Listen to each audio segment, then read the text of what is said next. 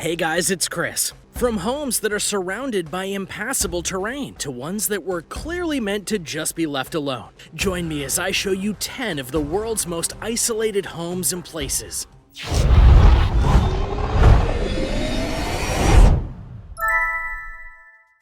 Number 10. Village of Gásadalur. In the Faroe Islands, there's a small place called Gásadalur, which can be found on the west side of Vagar. The village was founded in the 1900s, and even right when it started, it was one of the most isolated places on Earth. Surrounding much of the village is a set of mountains that reached over 2,000 feet in height. And on the other side were a set of cliffs that were not easy to go down and went straight to the nearby ocean. Accessibility has been a big issue for the people who live there, and for the people who want to visit too. In the 1940s, the British made a staircase that would go from the beaches below up to the village so they could fish more easily. In 2004, a road was finally made to the village so that cars could get through. Still, even with these additions, not a lot of people live in Gásadalur. In 2012, it was registered that only 12 people lived in the whole village. Number 9. Edinburgh of the Seven Seas, Tristan Da Cunha. There's a town called Edinburgh of the Seven Seas, Tristan Da Cunha, and it too is one of the most isolated places in the world today. This particular town is over 1,200 miles away from any other settlement in all directions you could possibly go, thus making the settlement known as one of the most isolated places on Earth. The town itself was named after the Duke of Edinburgh back in 1867 when he came to visit the place.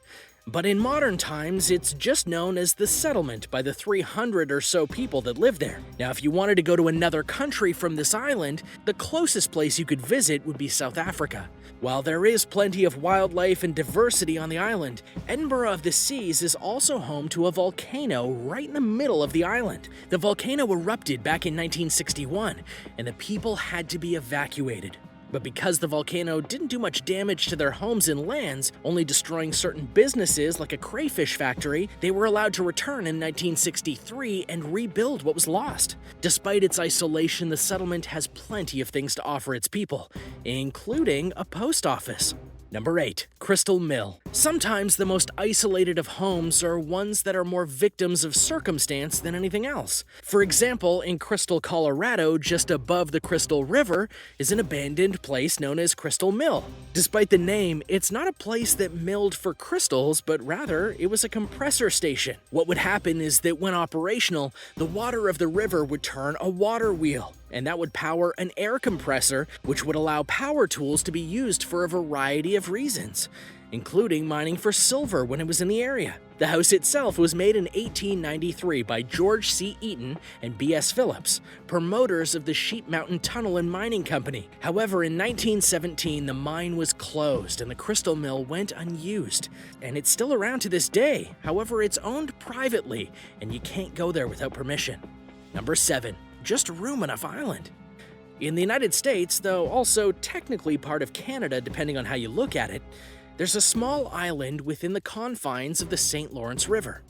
The island itself is literally called Just Room Enough Island, because this island has just enough space on it for a single house and a yard, and actually not much else. But don't feel bad for this person on the confined island. While small, it is big enough to allow certain amenities. This includes having a tree, and occasionally having room for putting out chairs and such. However, because this is a flowing river, it has high and low tides.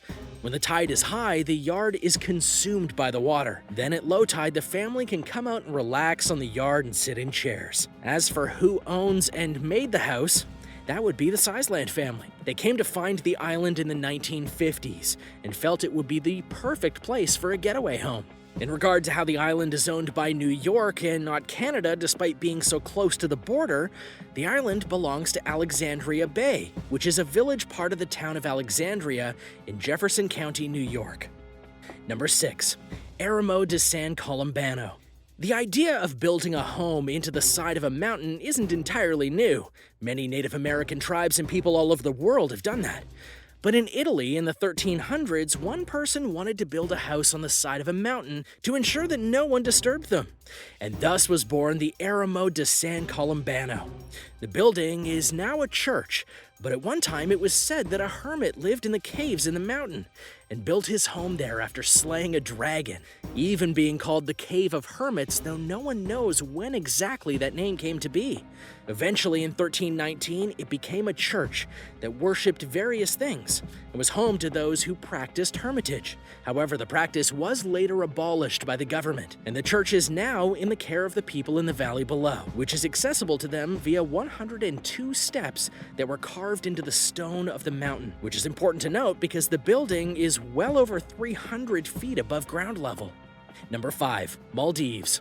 Despite what you might think, not all isolated homes are broken down or lived in by hermits or people seeking to be far apart from society forever. In the case of the country known as the Maldives, they're an isolated nation made up of atolls, which are islands composed of reefs and corals. And on those atolls, they've made resorts, hotels, and villas for people to go and visit. Today, it's considered one of the most luxury nations in the world, because not only can you get your own villa, at times you can get your own island to yourself to enjoy. Plus, it's 340 miles away from India. You'll not see anything but other atolls in the distance, giving you a peace and serenity that few other vacation spots in the world can do.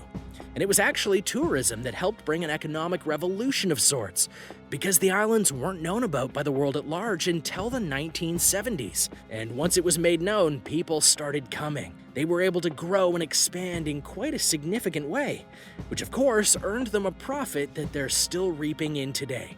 Number 4. Casa do Penedo.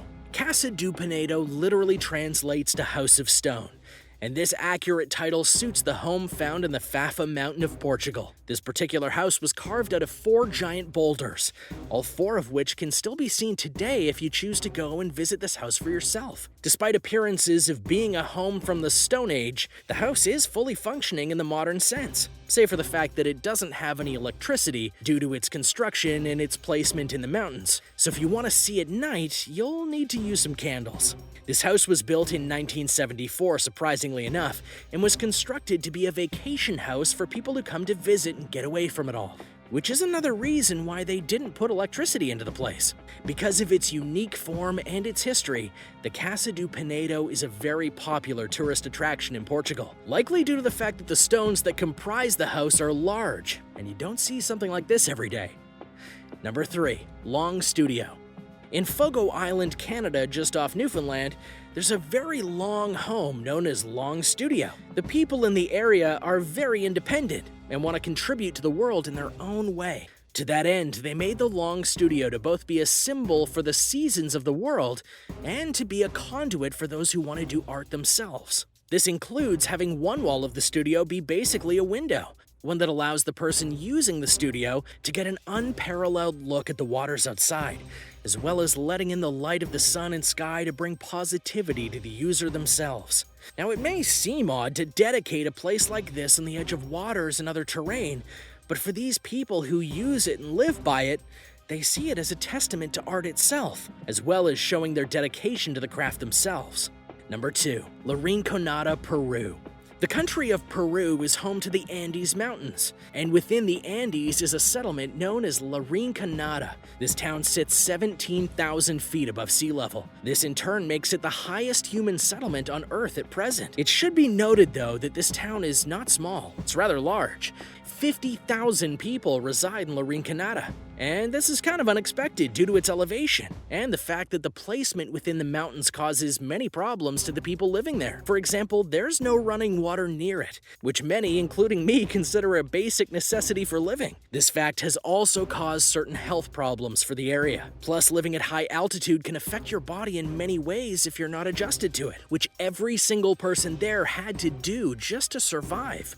So why are these people living in such high elevations? The answer is that there's gold in the area. The La Belle Dormente, or Sleeping Beauty Glacier, is located just above the town, and under that glacier is gold. And many people have come just to try and get some of it, though the process of getting it is very hard and rigorous, not just via the mining process, but also via those who own the mines that they work in. Number 1. Solvay hut.